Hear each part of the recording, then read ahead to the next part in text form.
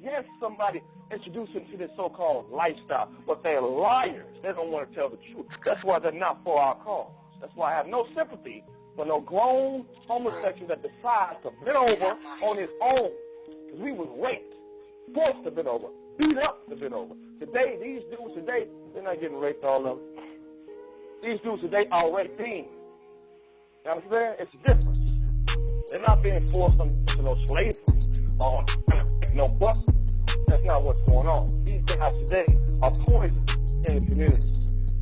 Running rampant through our communities, raping little boys. It's amazing what's happening.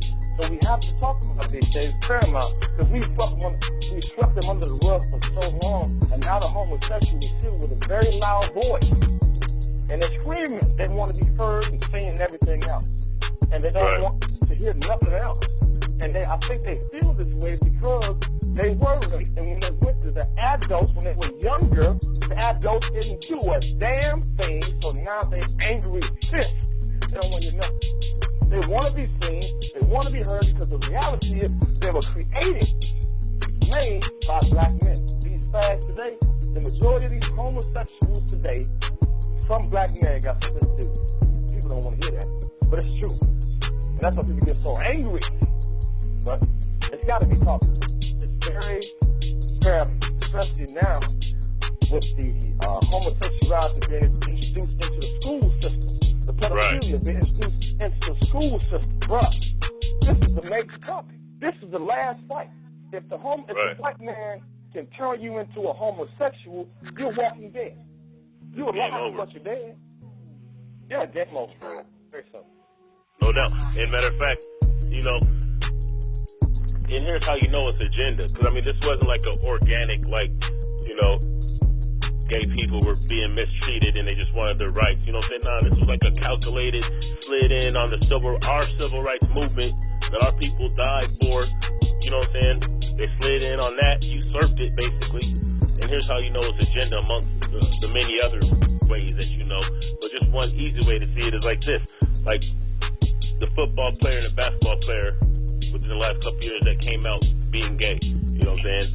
So, like, we never heard of these cats. You know what I'm saying? Before they came out. So it's like if I'm going to a job interview, I'm trying to join an organization, you know what I'm saying?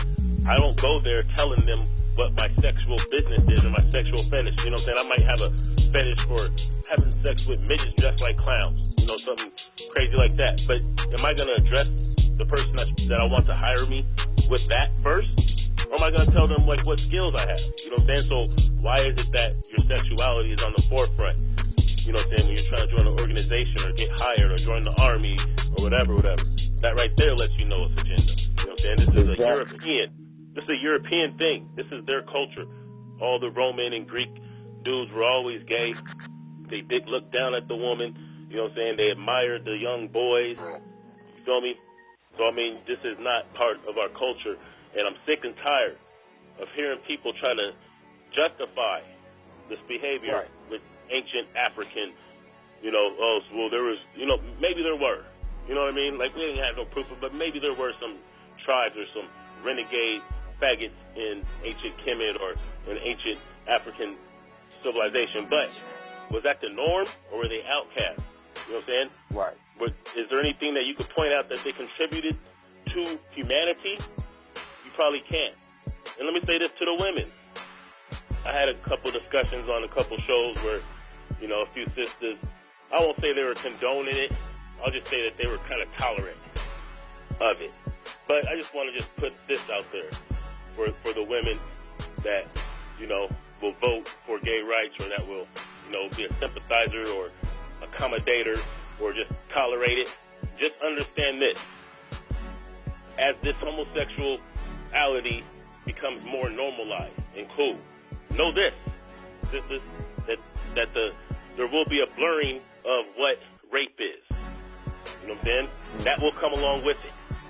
Pedophilia will come along with it. That means the children are at risk. You feel me? They're already doing things in the books to make pedophilia more acceptable.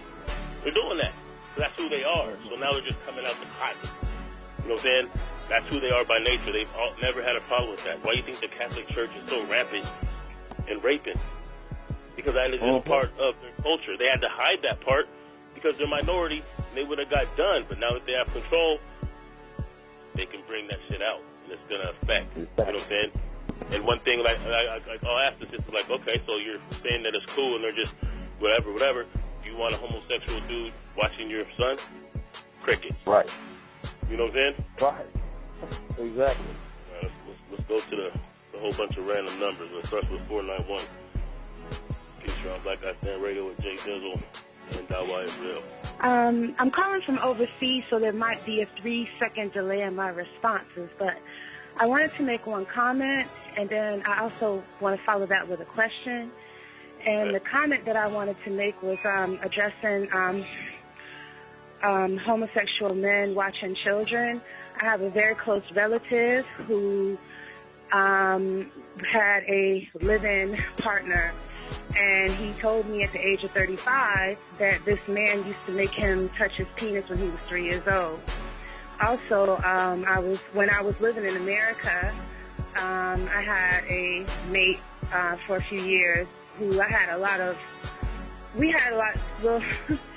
he had some sexual, what we would consider dysfunctions, and then finally, I don't know, something in the spirit world told me what happened to him, and I confronted him about it, and he admitted it. And when he was around 5 years old, his mother used to let her boyfriend, his mother and father were divorced, and his father remarried, and his mother let the boyfriend watch him while she went to work, and he used to bend his head over, oh my God, it's disgusting, over the couch, and penetrate his mouth until he finished. Okay, go ahead. 510-493, this is Jay Dizzle, Blackistand Radio with Dawa Yisrael. Peace. Hey, Jay and how you doing? This is Mr. Research. Here's where I agree with you guys, more so on you guys' side.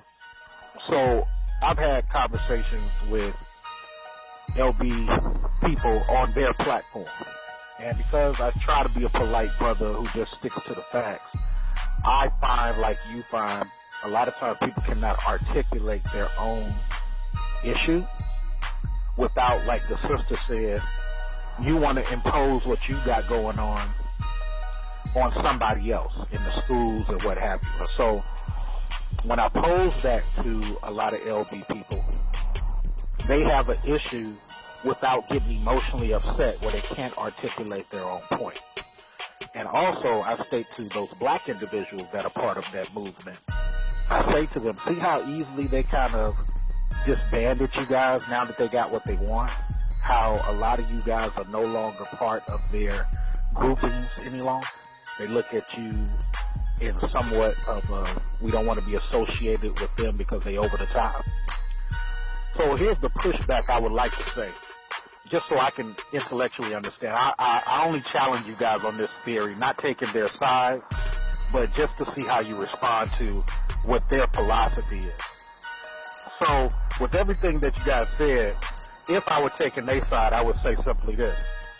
Okay, why can't you guys be more like us and just get together and pass the laws that you want passed? Why is it a thing where you want to stop us from having our laws that we've obviously gotten together? We're not like you guys. We're not disbanded. We're not still complaining.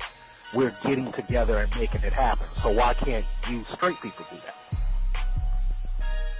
Well, the laws are created in this country by the white folks, the hunters. They're the ones who create and establish these laws and execute these laws. We don't really execute the laws in this country. And another reason I have to say is that something I have to say is that people need to stop disconnecting pedophilia with homosexuality, because the reality is the only man that's touching a boy is a homosexual man. Period. It takes straight men to molest boys. No, they don't. That's impossible. You can't be straight. It's considered same sex. I don't care what the age is. It's same sex. If it's a 20-year-old boy and a 45-year-old man, it's same sex. If it's a 6, it's same sex, right? If it's a 16-year-old boy and a 20-some-year-old man, it's same sex. If it's a 5-year-old child being molested by a 16-year-old, 20, 30, whatever, it's still same-sex behavior. So, I mean, what do we do? Okay, I got that part. I got that part, but here's the thing that I think you're not saying about what my question. I'm going to try to say it again. I'm not trying to catch you in nothing. They done got your question. I understand white folks get together and pass the law. But my thing is, at once upon a time, black folks and Latin folks got together and they put laws on the books that force change. Okay, I'll put it into effect what Black Panthers did with the right to carry stuff that was already on the laws. They just made it a forefront thing to where even country white folks quote the Black Panthers now, and they crack up laughing when I point out to them that they're quoting the Black Panthers. So why can't those straight people, except for the reason of white folks create the laws, why can't straight people get together and create laws to counterbalance what you say gay folks are trying to do? Why is that? Well, that's what we're trying to do. But, I mean, that's going to come within your own community setting. You still have to pull away from those, from the European setting in order to establish that. And even if you go into Black Wall Street, we tried to pull away and establish our own society in this society, and they don't even allow that. Look what's happening in Philadelphia. I mean, so if we try to erode these Europeans enforce their will on you through force. It's something that we have to do. We're living in a police state under a raging homosexual mindset of the white man. Okay, let me add this real quick. I don't mean to cut you off, brother, but like, remember, like many times I've stated, this is an agenda, right? And this is not an organic agenda. So, I mean, if you were saying there was a level playing field in that these homosexuals just gather on the grassroots level and made these changes, then you can make that comparison. But since we know that this actually came from the top down, this was actually organized by people already in politics. This was already arranged by people that's already in media, that already have influence. You know what I'm saying? And, of course, they're going to be more tolerant to the laws that not only as Europeans, you know what I'm saying, advance their already, you know what I'm saying, what they already do and who they already are, but since this was actually for a specific purpose and this wasn't organic, this wasn't like, oh, gay people were being beat up, so they were like, we need our rights and we need to do, that's not what it was. This was some shit that was from the top down. So that's the key difference. Now, does that mean that black people specifically need to reorganize and reunify like we were able to do in the 60s when we knew who our enemy was? There wasn't no secret. They were telling us we can't eat here, we can't, you know what I'm saying? There's no secret. So we were more unified than we knew. We called each other brother and sister. We didn't call ourselves bitches and hoes and niggas and all that shit. You know what I'm saying? So, yeah, do we need to unify and organize and get politically educated as we were doing before the Panthers were dismantled and other groups were neutralized? Yeah, we do need to do that. But I don't really think that...